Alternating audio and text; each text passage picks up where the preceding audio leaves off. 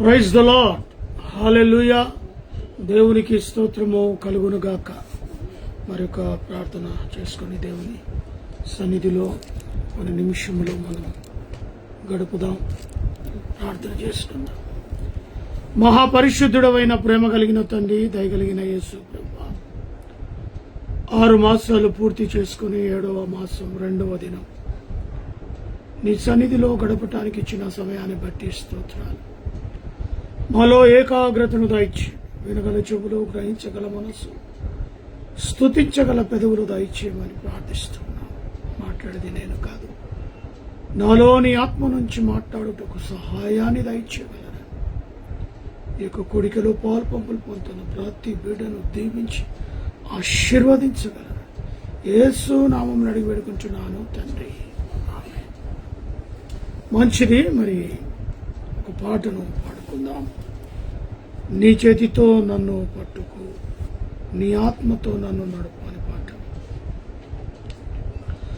నీ చేతితో నన్ను పట్టుకో, నీ ఆత్మతో నన్ను నడుపు, శిల్పి చేతిలో శిలను నేను, అనుక్షణము నన్ను చెక్కుము, శిల్పి చేతిలో శిలను నేను, అనుక్షణము నన్ను చెక్కుము.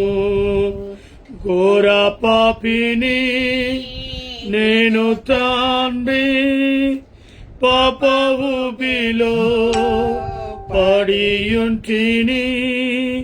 ఘోర పాపిని నేను తండ్రి, పాప ఊబిలో పడియుంటిని.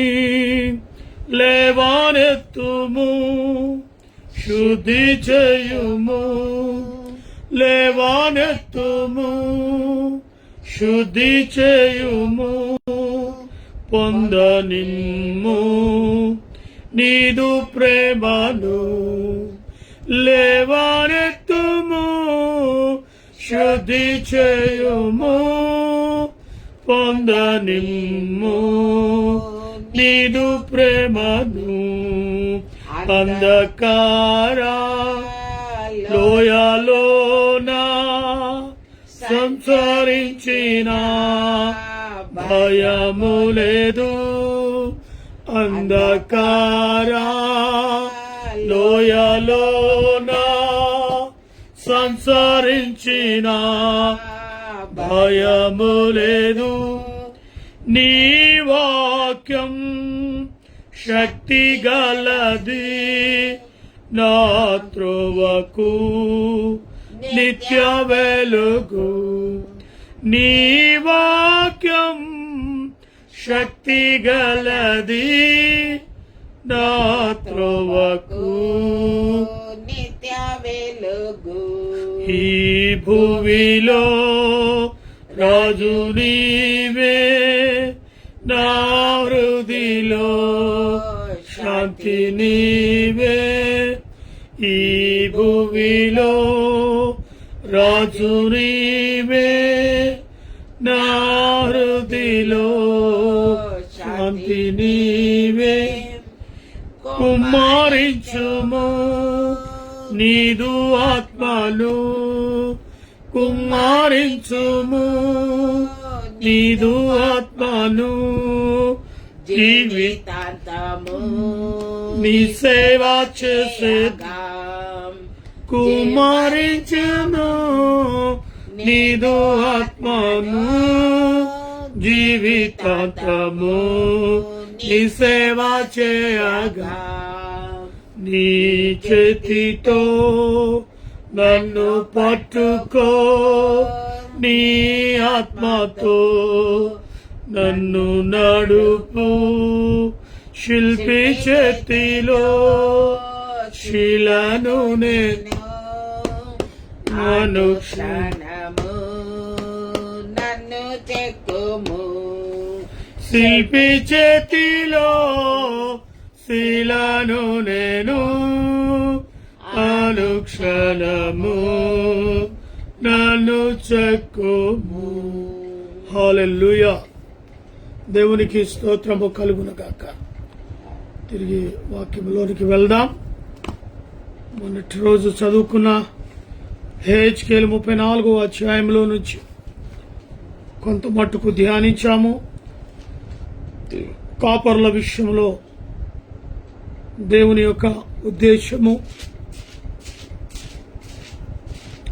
తానే ప్రాధాన్యత వహిస్తానని, మరి వాటిని దొడ్డిలో చేర్చటానికి అక్కడ మంచి వాటిని మరి వేరే వాటిని మరి వేరుపరుస్తానని బలమైన దేవుడు అంటూ ఉన్నాడు.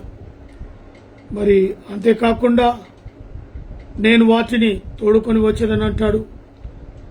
గాయములను కట్లను కట్టి మరి వాటిని బలపరుతును అన్నట్టుగా దేవుని వాక్యం సెలవిస్తుంది. మరి అదే కింద మరి 20వ వచనం నుంచి మనము మిగతాది చదువుకుంటూ వెళ్తే, కాబట్టి ప్రభు అయిన యెహోవా ఈ మాట సెలవిచ్చుచున్నాడు, ఇదిగో నేనే క్రొవ్విన గొర్రెలను చిక్కిపోయిన గొర్రెలను మధ్య భేదము కలగగొట్టి తీర్పు తీర్చును. ఇక్కడ మాట చూడండి, నేనే క్రొవ్వినయి చిక్కిపోయినాయి ఆ గొర్రెలకు మధ్య భేదము కనుగొని తీర్పు తీస్తాడట. ఏవి మరి క్రొవ్వుతో ఉన్నాయో, బక్క చిక్కిపోయినవి ఉన్నాయో వాటి కొరకై నేనే మరి వాటికి భేదము కలగచేసి తీర్పు చేస్తానంటాడు. మీరు భూజనులతోనూ ప్రక్కతోనూ త్రోసి కొమ్ములతో రోగము గల వాటి మీదకి ఒడిచి చెదరగొట్టుదురు. మరి రోగము గల వాటిని ఒడిచి చెదరగొడతారట. నా గొర్రెలు ఇక దోపుడు కాకుండా గొర్రెలను మధ్య తీర్పు చేసి నేను వాటిని రక్షించేదాను. ఇక్కడ 22వ వచనములో మనం చూసినట్లయితే, నా గొర్రెలను ఇక ఎప్పుడు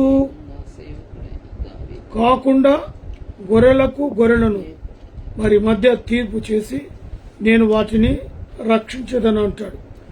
అతి ప్రాముఖ్యమైన మాట ఇక్కడ 23వ వచనంలో ఉంటుంది. వాటిని మేపుటకై నేను నా సేవకుడైన దావీదును వాటి మీదికి కాపరిగా నియమించుదను. ఎందుకనగా ఈయన చక్కగా గొర్రెలను మేపుతూ ఆనందభరితమైన ప్రతిగానాలతో సంగీతముతో దేవునికి సమీపంగాను, వాటిని అప్పచెప్పిన గొర్రెలకు చక్కగా ఒక గొర్రె కాపరుగా తన దాసుడైన సేవకుడైన దావీదును వాటి మీద కాపరిగా నియమించాడు. అతడు వాటిని కాపరిగా ఉండి వాటిని మేపుతాడట. నిజమే, ఎక్కడో గొర్రెల కాపరి దేవుని యందు క్రమశిక్షణ, భయము, ప్రతిగానాలతో నిత్యము ఆయన కీర్తి కొనియాడబడుతూ ఉంటుంది. మరి అంతేకాకుండా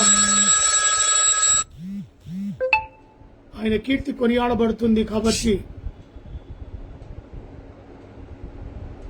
ఆయన దేవుడు ఏర్పరచుకొనిన దేవుని చేత ఏర్పరచబడిన సేవకుడిగా దావీదును దేవుడు ఎన్నుకున్నాడు. నమ్మకమైన మంచి దాసుడా అని పేరు తెచ్చుకున్నాడు. గొర్రెలను చక్కగా మేపుతూ పచ్చిక జలముల యొద్ద వాటికి దారి చూపిస్తూ సమయం దొరికినప్పుడంతా దేవునితో సహవాసం, ప్రతిగానాలతో, వాయిద్యాలతో, రకరకాలైన వాయిద్యాలు వాయిస్తూ దేవునికి సమీపంగా మంచి కాపరిగా దేవుని దృష్టిని ఆకర్షించిన వాడుగా ఉన్నాడు. కాబట్టి వాటిని మేపుటకై నేను నా సేవకుడైన దావీదును వాటి మీద కాపరిగా నియమించుదను అంటున్నాడు. దేవుడు పరిశోధించి ఆయన చూచినప్పుడు ఎవరు మంచి కాపరి, ఎవరు వ్యాపార వ్యక్తి, ఎవరు నిజమైన సేవకుడు అనేది దేవుడు గమనిస్తాడు. దేవుడు నియమించిన దానిని బట్టి వ్యాపారముతో కూడిన కాపరులుగా ఉంటున్నారు. బిజినెస్, వ్యాపారం, ప్రతిదీ వ్యాపారమే. కర్చీఫ్, నూనె, బుక్స్, పెన్ డ్రైవ్లు, రకరకాలైన వ్యాపారాలు. వ్యాపారముతో కూడిన కాపరులుగా ఉంటున్నారు. దావీదు ఎక్కడ వ్యాపారం చేయలే, దేవునికి అనుకూలంగా ఉన్నాడు. బలా నమ్మకమైన మంచి దాసుడిగానే ఉన్నాడు. అందుకే ఆయన ఆ కాపరిలో ఉన్నతవాడయిండు కాబట్టే తన ప్రజలను మేపు రాజుగా దేవుడు నియమించాడు. ఒక అధికారము కలిగిన దావీదు రాజుగా సింహాసనాన్ని ఆసీనులై శాసించేలాగా దావీదును దేవుడు ఎన్నుకున్నాడు. ఓ మామూలు గొర్రెలు కాపడే. అలాంటి వాడిని దేవుడు ఉన్నతమైన స్థానంలో నిలబెట్టాడు. ఎందుకు తెలుసా? దేవునికి ఆయన ఉన్న నమ్మకం, దేవుని పట్ల ఆయనకున్న విశ్వాసం. అందుకని మరి ఆ చక్కటి కాపరిని దేవుడు నియమించాడు. వ్యాపారం లేదు అతనిలో, మోసం లేదు, దగా లేదు, కుట్ర లేదు, నలుగురు రావాలని డబ్బులిచ్చి పిలుచుకొని రాలేదు. స్వచ్ఛమైన, సురక్షితమైన సేవకుడుగా పేరు తెచ్చుకున్నాడు. అటు గొర్రెల మేపడంలో, ఇటు తన ప్రజలను మరి ఉన్నత స్థాయిలో చూడడానికి ఒక రాజుగా ఆయన ఉన్నప్పటికీ కూడా అదే బాధ్యత తీసుకున్నాడు. గొర్రెల కాపరిగా ఉన్నా అదే బాధ్యత తాను తీసుకున్నాడు. మరి ఇప్పుడు దేవుని నామాన్ని అవమానపరిచే రీతిగా, దేవుని నామానికి అవమానం తెచ్చే రీతిగా దేవుడు కాపరులుగా నియమిస్తే అది వ్యాపార గృహముగా మార్చేస్తున్నాడు. చాలా బాధాకరం, దుఃఖకరం. వీటన్నిటికీ ఒకానొక రోజు నువ్వు దేవుని ఎదుట సాక్షిగా నిలబడాల్సి వస్తుంది కోర్టులో. నువ్వు ఎంత పెద్ద కాపరివి అని ఏ లోకంలో చెప్పుకొని మురిసిపోయి ముందుకు వెళ్తున్నావో, నీ బ్లాక్ సంపదన దాని వడ్డీతో సహా అక్కడ కక్కాల్సిన సమయం వస్తుంది. ఈరోజు మురిచిపోతుండొచ్చు. ఈరోజు అనేకమైన నిజమైన దేవుని చేత ఏర్పరచబడిన దైవజనులకు కడుపు కొడుతూ ఉన్నతమైన కాపరులే ముందుకు వెళ్తున్నారు. కానీ అసలైన అసిసలైన బీద కాపర్ల మీద ఇంకా కడుపు కొడుతూ, ఉన్నతమైన కాపర్లకు ఇంకా ఏ రీతిగా డబ్బు సంపాదించాలో, ఏ రీతిగా నూనెలు అమ్మాలో, ఏ రీతిగా పెండ్రైవ్లు అమ్మాలో, ఏ రీతిగా ఖర్చులు అమ్మాలో, ఏ రీతిగా పాటలు, బుక్కులు, ఏ రీతిగా రకరకాలైన మెసేజ్లు, వారికి తోచిన బుక్కులు రాసి అమ్మటంలో ఒక వ్యాపార గృహముగా వారు చేస్తున్నారు. వాటికన్నిటికీ లెక్క అప్పచెప్పాల్సిన సమయం వస్తుంది. బీద పాస్టర్ల కడుపు కొట్టి ఉన్న సంఘాన్ని దేవుని మహాకృపను బట్టి దేవుని చేత ఏర్పరచబడిన దాసుడిగా 10-15 మందిని శ్రమతో, కష్టముతో, తిని తినక, చాలి చాలక, పస్తులు పడుతూ వాక్యాన్ని బోధిస్తూ దేవుని వైపుకు త్రిప్పిన ఆ విశ్వాసులను కూడా తోచుకొని వెళ్ళిపోతున్నారు. వ్యాపారవేత్త, బడా సేవకులు అని చెప్పుకునేవాళ్ళు. చాలా దురదృష్టం. గ్రామాల్లోకి వెళ్ళిపోయినాయి, పట్టణాల్లోకి వెళ్ళిపోయినాయి. డిజిటల్ టీవీ అట, డిజిటల్ వ్యాపారం అట. అక్కడ బోధకుడు ఉండడు, అక్కడ స్క్రీన్ ఉంటుంది. ఆ స్క్రీన్ మీద ఎక్కడో హైదరాబాద్లో మెసేజ్ చెప్తే జిల్లాల్లోకి ఆ టెలివిజన్ ద్వారా వేసి అక్కడ విశ్వాసులకు చూపిస్తున్నారు. ఎంతవరకు వెళ్ళిపోతుందో చూడండి. ఈ ఘరానా మోసం అనుకోండి, వ్యాపారం అనుకోండి, బడాబాబుల యొక్క సంపద అనుకోండి, విస్తరించిపోతుంది. ఆ లోకల్లో ఉన్న పాస్టర్లకి, నిజమైన సేవకులకు, గవర్నమెంట్లో జాబ్ సంపాదించుకొని కూడా వదిలేసి దేవుని మీద ఆధారపడి దేవుని సేవలో వెళ్ళిపోవాలని దృఢపాయంలో ఉద్యోగానికి రాజీనామా చేసి దేవుని వైపు ఆకర్షితులై దేవుని కొరకు ప్రాకులాడుతున్న వారి విషయంలో మీరు చూడండి. మరి దేవుని వైపు ఉన్నవారు కష్టపడి 10-15 ఆత్మలను సమకూర్చిన తర్వాత వాటిని కూడా తోసుకొని వెళ్తారు. ఆ కాపరి పరిస్థితి ఏంటి? కాపరి పరిస్థితి ఏంటి? భయంకరమైన పరిస్థితి. దేవుడు ఆ యొక్క విశ్వాసాన్ని, ఆ విచారణ మరి చూసుకుంటూ వచ్చాడు. కాబట్టి గొర్రెలు నాశనం అవుతున్నాయి, మంద నాశనం అయిపోతుంది. కాబట్టి వాళ్ళకు ఇంకా లాభం లేదు. ఇదిగో నేనే అని దేవుడు వస్తున్నాడు. మరి అందులో గొర్రెలు క్రొవినవేంటియో బకచికినవేంటియో వేరు చేస్తాడు. నిజమైన కాపర్లకు దావీదు లాంటి సేవకు లాంటికి అప్పచెప్తాను. బలా నమ్మకమైన మంచి కాపరిగా దావీదు తను తీసుకున్నాడు. 24వ వచనం, యెహోవానైన నేను వాటిని దేవుడనై ఉన్నాను, నా సేవకుడైన దావీదు వారి మధ్య అధిపతిగా ఉంటుంది. యెహోవైన నేను మాట ఇచ్చిన ఉన్నాను, మరియు అవి అరణ్యములో నిబ్బరముగా నిర్భయముగా నివసించున్నట్లును. ఎక్కడంట? అరణ్యములో నిర్భయముగా నివసించున్నట్లు, అడవిలో నిర్భయముగా పండుకొనున్నట్లును నేను వారితో సమాధానార్థ బల నిబంధన చేదును. చూసారా ఎంత గొప్ప దేవుడు! ఇది నిజమైన సేవ. దేవుని యొక్క కృప, దేవుని యొక్క కాపుదల, దేవుని యొక్క భద్రత. నిర్భయముగా అరణ్యములో అవి ఏం చేస్తాయట? నివసించినట్లు, అడవిలో నిర్భయముగా పండుకొనున్నట్లు నేను వాటిని చూస్తాను.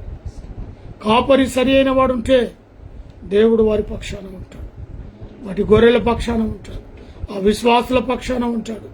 అయా వాటికి నిబ్బరముగా నిర్భయముగా, ఏ భయము లేకుండా, ఏ భీతి లేకుండా, ఏ దానికి ప్రలోభాలకు గురి కాకుండా నిర్భయముగా వాటిని నివసించినట్లు, అడవిలో నిర్భయముగా పండుకొనున్నట్లు, భయంకరమైన మృగాలు, సింహాలు, చిడుతలు, ఇలాంటి భయంకరమైన మృగాలకు గురి కాకుండా అరణ్యములో నిర్భయముగా పండుకున్నట్టు వాటిని నేను చేస్తానంటాడు. అపవాది శోధనలకు వెళ్లకుండా దేవుని పరిశుద్ధాత్మలో నిలబడినట్టుగా దేవుడు సహాయం చేస్తానంటాడు. ఏ తుఫాన్ వచ్చినా, అలలు వచ్చినా, సమస్యలు వచ్చినా, ఇరుకులు వచ్చినా, ఇబ్బందులు వచ్చినా, ఆయాసం వచ్చినా, భయంకరమైన రోగం వచ్చినా, భయంకరమైన ఆపుల బాధలు వచ్చినా సురక్షితముగా నిర్భయముగా వాటిని నివసింపచేసి నిర్భయముగా వాటిని మరి పండుకొనిత్తును అంటున్నాడు. ఈరోజు టెన్షన్స్ కి నిద్ర లేకుండా ఉన్నాం, భయాందోళనకు గురవుతున్నాం, అప్పులకు కలలు వస్తున్నాయి, ఆర్థిక ఇబ్బందులు కలలు వస్తున్నాయి. ఈరోజు నిర్భయముగా పండుకునే స్థితి లేదు.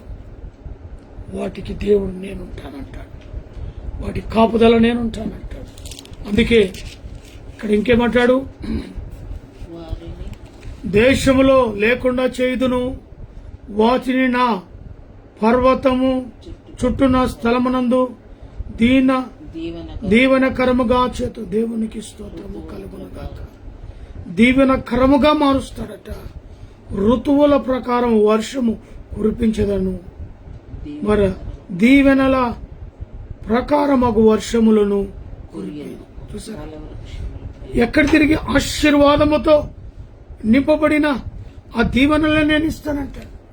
కాపరి మంచివాడైతే, వ్యాపారవేత్త కాకుండా నిజమైన గొర్రెలను కాపరి కాచినట్లయితే వారికి నేను బలముగా, వారికి నిర్భయముగా నివసించినట్లు, అడవిలో నిర్భయముగా పండుకొనున్నట్లు, ఏ ఆపద కష్టము రాకుండా వాటిని మరి పర్వత మెట్లు స్థలమునకు దీవెనగా చేతునంటాడు. ఋతువుల ప్రకారము వర్షము కురిపించదని అంటాడు. దీవెనల కలుగునట్టు వర్షములను కురిపించేదంటాడు. ఫలాభివృద్ధియు ఫలమిచ్చుచు భూమి పంట పండును, వారు దేశములో నిర్భయముగా నివసింతురు. నేను వారి కాడి కట్లను విప్పి వారిని దాసులుగా చేసిన వారి చేతుల్లో నుండి వారిని విడిపించగా నేను యెహోవానై ఉన్నానని వారు తెలుసుకొందురు. దేవునికి స్తోత్రము కలుగునగాక. వారు దేశములో నిర్భయముగా నివసింతురు.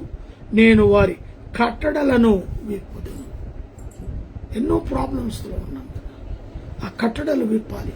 ఆ భారం మోయలేని భారం, సమస్తమైన భారమును మోసుకొని ప్రశ్నలలో లోకంలో ఉంటూ ఉన్నాం. ఆ భారాన్ని మోసి ఆ కట్టడలను విప్పి మరి చేసిన వారి చేతుల్లో నుండి వాటిని మరి నేనే యెహోవానని వారికి తెలియజేసేదను, తెలిపించేదను. అప్పుడు విశ్వాసి నిజమైన దేవుని స్వరాన్ని వింటాడు. ఆ కట్టడలు, ఎందుకంటే అక్కడ దీవెన కర్మగా చేదును అన్నాడు, దీవెన కర్మగా మారుస్తుంది అన్నాడు. ఆ వాగ్దానము ఫుల్ఫిల్ గా మన జీవితంలోనికి రావాలి అంటే వారి కట్టడలను విప్పాలి. వారు ఆ దేశంలో నిర్భయముగా నివసించినట్లు వారి ప్రాబ్లమ్స్ సాల్వ్ చేయాలి. అనారోగ్యాన్ని స్వస్థపరచాలి. ఆర్థిక ఇబ్బందులను తీసివేయాలి. ఇంటిలో ఉన్న భార్యాభర్తల సమస్య తీసివేయాలి. తల్లిదండ్రులకు పిల్లలకు మధ్యలో ఉన్న సమస్యలను తీసివేయాలి. కోపాగ్నిని అణిచివేయాలి. అనేకమైన ప్రశ్నలు ఇరుగు పొరుగు వారితో, అయ్యో ఉద్యోగంలో, రాకపోకల్లో, స్నేహితులతో, రక్త సంబంధులతో, బంధుమిత్రులతో రకరకాలైన సమస్యలు పోవాలి అంటే ఆ కట్టడలను నేను విప్పివేస్తాను. వారికి శాంతిని, వారికి దీవెనకరముగా ఋతువుల ప్రకారం వారి మీదకి వర్షమును అనగా ఆశీర్వాదమును కుమ్మరించేదని వారు పొందుకోవాలంటే వారి కట్టడలను, వారి ఇబ్బందులను, వారి కట్లను దేవుడు ఏం చేయాలి? విప్పేయాలి. ఎప్పుడైతే దేవుడు వాటిని విప్పేస్తాడో వారు ఫల భరితమైన జీవితాన్ని భూమి మీద పండుట, అంతేకాకుండా వారు దేశంలోనే నిర్భయముగా నివసింతురు. నేను వారిని కట్టడలను విప్పి వారిని దాసులుగా చేసిన వారిని చేతుల నుండి వారిని విడిపిస్తాను. చూసారా, మరి నేను యెహోవా అయి ఉన్నానని వారు తెలుసుకుంటారు. ఒక సమస్యలో ఉన్నవారు, ఒక అనారోగ్యంలో ఉన్నవారు, ఒక ఆర్థిక ఇబ్బందులో ఉన్నవారు ఆ కట్టడలతో ముడిపడి ఉన్నారు. లోకంలో ఉన్న అపవాది వారికి వేసిన ఆ కట్టడలు విప్పాలి అంటే దేవుడు రావాలి, దేవుడు విప్పాలి. అప్పుడే వారు దేవుని మీద వారికి నేను యెహోవానై ఉందనని వారు ఇప్పుడు నమ్ముతారు. హల్లెలూయా, దేవునికి స్తోత్రం కలుగును గాక. ఇక వారు అన్యజనులగుటకు దోపుడు సొమ్ముగా ఉండరు. దుష్ట మృగములు వారి మీదకి భక్షింపవు. ఎవరి వలన భయము లేకుండా వారు సురక్షితముగా నివసించేదారు. భక్షించేవారు ఉండరు, దోపుడు సొమ్ముగా ఉండరు. ఇంకా దేవుని బిడ్డలుగా ఉంటారు. దేవుని మీద ఆధారపడే బిడ్డలుగా ఉంటారు. నిజమైన సేవకుడు, కాపరిగా ఆత్మీయ బిడలు ఆ కాపరి కింద నిలబడతారు. అప్పుడు వారికి దోపుడు సొమ్ముగా, మరి వారి భక్షింపు ఎవరికి కూడా భయము లేకుండా వారు సురక్షితముగా నివసిస్తారు. మరియు వారు ఇంకా దేశములో కాపురము కలిగి కరువు కలిగి నశింపపోకుండాను అన్యజనుల వలన వారి కవమానము ప్రాప్తించకుండాను వారి ప్రఖ్యాతి కొరకై నా తోట ఒకటి ఏర్పరచు. ఇక్కడ చూడండి, వారి యొక్క మరి దేశంలో కరువు రాకుండా వారు సురక్షితముగా నివసించటం, కరువు రాకుండా నశించిపోకుండా ఏం చేస్తాడట? ఏదైతే తోటను కోల్పోయామో తిరిగి ఏదేనో తోటను మనకిస్తాడట. హల్లెలూయా. నేను ప్రఖ్యాతి కొరకై తోట ఒకటి ఏర్పరచదు. ఆ ఒక్క తోట ఎక్కడి నుంచి వెళ్ళిపోయబడ్డామో ఆ తోటకు మళ్ళీ వారసులుగా అవుతాం. అప్పుడు తాను దేవుడై ఉన్న యెహోవాను నేను తమకు తోడుగా ఉన్ననని ఇశ్రాయేలు అయిన తమ జనులై ఉన్నారని వారు తెలుసుకుంటున్నారు. మరి ఇది ప్రభు అగు యెహోవా వాక్కు. నా గొర్రెలను నేను మేపుచు, గొర్రెలను మీరు మనుష్యులు, నేను మీ దేవుడను. ఇది ప్రభు అయిన యెహోవా వాక్కు. అద్భుతం, అద్భుతం. నా గొర్రెలు నేను మేపుతున్నాను, నా గొర్రెలకు మీరు మనుషులు, నేను మీ దేవుడను. ఇదే ప్రభు అయిన యెహోవా.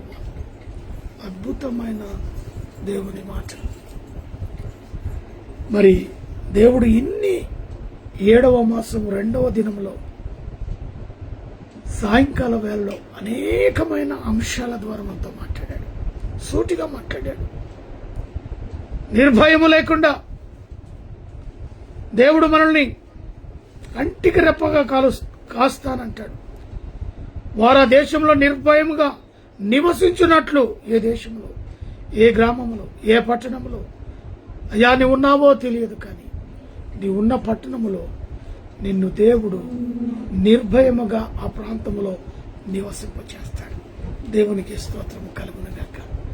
ఏ ప్రాంతంలో నీవు ఉన్నప్పటికీ దేవుని స్వరాన్ని నీవు విన్నావు కాబట్టి దేవుడు ప్రతి దీవెనలకు మరి నిన్ను మారుస్తానంటాడు.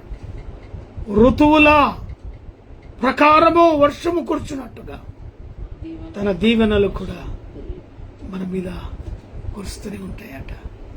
6వ మాసం అయిపోయింది. 7వ మాసంలో దేవుడు ఉన్నతమైన తన దీవెనలను మన మీద కుమ్మరించునుగాక. ప్రార్థన చేసుకున్నాం. ప్రేమ నమ్మకము గల ప్రియా పరలోకపు తండ్రి, మరొకసారి దివ్యమైన నీ వాక్యాన్ని ధ్యానించాం. ఇచ్చిన వాగ్దానముకై స్తోత్రాలు. విత్తబడిన వాక్యాన్ని హృదయంలో నీరు కట్టి ఫలించు. దేశ విదేశాలు వర్తమానం బేతేలు క్రీస్తుగా ఫేస్బుక్ ద్వారా ఈ పరిచర్య ముందుకు కొనసాగులాగున ఆశీర్వదించండి. కుటుంబాన్ని, సంఘాన్ని అయా ప్రత్యేకంగా జ్ఞాపకం చేసుకున్నాడు. నా తల్లింటి వారిని, తండ్రింటి వారిని, నన్నదమ్ములను, రక్త సంబంధులను, బంధుమిత్రులను, మా చిన్న కుటుంబాన్ని, మా పరిచర్య, రాష్ట్రాన్ని, ప్రపంచాన్ని వెళ్తున్న దేశ నాయకులను, దేశ సరిహద్దులున్న మిలిటరీ వారిని, పోలీసు వారిని, పరిశుద్ధ కార్మికులు, ప్రైస్ డాక్టర్, నర్సులను, ఆయిలను, లైవ్ లో పాలు పంపులు పొందిన బిడ్డలు, పాలిచ్చు వారిని, కరణైన వారిని, వివాహ దినములు, జన్మదినం జరుపుతున్న బిడ్డలు, heart problem, liver problem, kidney problem, మోకాళ్ళ నొప్పి, అరికాల నొప్పులతో, బీపీ, షుగర్ లాంటి జబ్బులతో బాధపడుతున్న స్వస్థత, విడుదల అయా. మరి నాన్నదమ్ములను, రక్త సంబంధులను, బంధుమిత్రులను, బామర్దులను, మర్దలను, వదిలను, నాని యొక్క పేరెంట్స్కై ప్రార్థిస్తున్నాను. ప్రత్యేకంగా మా ప్రభు ఆ నిడువులు జ్ఞాపకం చేసుకుని మరొక గర్భఫలం ధరించు. సాత్విక జ్ఞానమందు వయసున నీ అందను కుమార్తె పెరిగి పెద్దదై రాబోయే రోజుల్ని పరిచయం చేసి బిడ్డను అభిషేకించు. రాష్ట్రంకి ఇచ్చిన ఆరోగ్య బలవ శక్తిని బట్టి వందనాలు. ఇచ్చిన సేవలో నువ్వు ఇచ్చిన ఆరోగ్యాన్ని వాడుకుంటున్నాను. ఏకటవలో నివసిస్తున్న ప్రతి కుటుంబం, ఉషాగూడ డీపులో పనిచేస్తున్నాను, తోటి మరొక ఇరుగు పొరుగు వారిని దీవించి ఆశీర్వదించు. నాలో ఉన్న బీపీ, షుగర్, సమస్తమైన వ్యాధి బాధల నుంచి నిలబెట్టి నైనా ఇటు ఆన్లైన్ సర్వీస్ ద్వారా అటు ఉద్యోగం మీరు మమ్మల్ని వాడుకుంటున్నందుకు వందనాలు. భయంకరమైన రాత్రి సమీపిస్తుండగా మరి ఇచ్చిన ఆహారాన్ని భుజించి పండుకొనిచుండగా ఆలస్యమైన ప్రాణ సుఖమైన నిద్రను, ఉదయకాలపు చురుకైన మేలకను దయచేయగలరు. రాత్రికాల ఆశీర్వాదాలు దీవెనలు దయచేయగలరు.